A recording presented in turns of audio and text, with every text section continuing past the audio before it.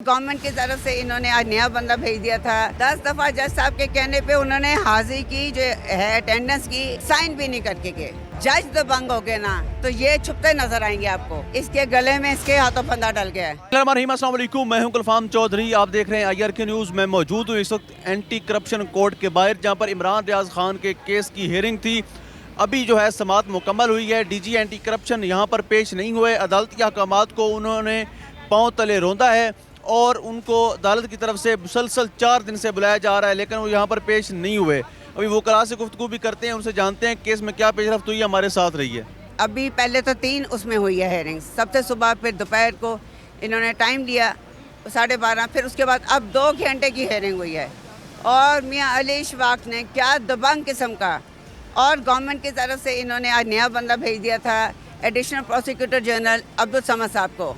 ना वो वकालतनामा पेश कर सके, और 10 दफ़ा जज साहब के कहने पे उन्होंने हाजिरी की, जो है अटेंडेंस की, साइन भी नहीं करके गए।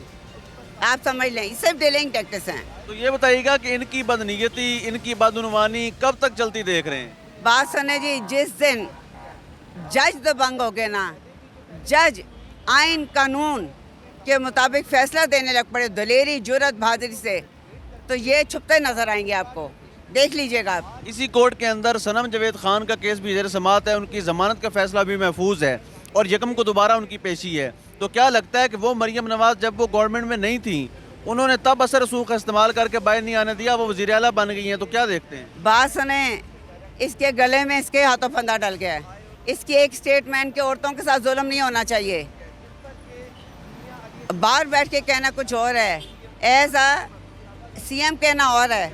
अब वो कोई भी ज्यादती करेगी, हर चीज़ हाईलाइट होगी, ये उसके गले में पड़ेगी, घंटी पड़ेगी इंशाल्लाह। जी बिल्कुल, हमने जिस तरह से वकला से भी बात की है और पूरी हेयरिंग जो है हमने खुद देखी है, सुनी है, उसमें हम वाज़े तौर पर नज़र आ रहा है कि एंटी करप्शन मुकम्मल तौर पर नाकाम हो गई है एविडेंस पेश करने में। और DG एंटी करप्शन, जिनके ऊपर खुद 3 अरब का केस है नैब के अंदर, और नैब ने उनको डिक्लेयर्ड सर्टिफाइड चोर करार दिया है, वो यहाँ पर पेश नहीं हो रहे और किसी किस्म का रिकॉर्ड भी पेश नहीं किया जा रहा।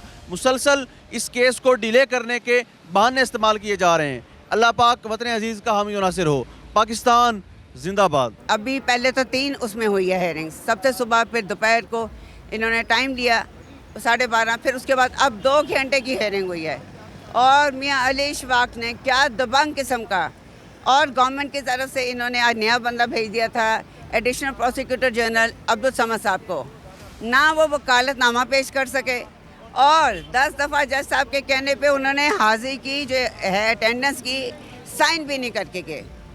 आप समझ लें, ये सिर्फ डिलेइंग टैक्टिक्स हैं। तो ये बताइएगा कि इनकी बदनीयती, इनकी बदउनवानी कब तक चलती देख रहे हैं? बात सुने जी, जिस दिन जज दबंग हो गए ना, जज आइन कानून के मुताबिक फैसला देने लग पड़े दलेरी, जुर्रत, बहादुरी से, तो ये छुपते नजर आएंगे आपको।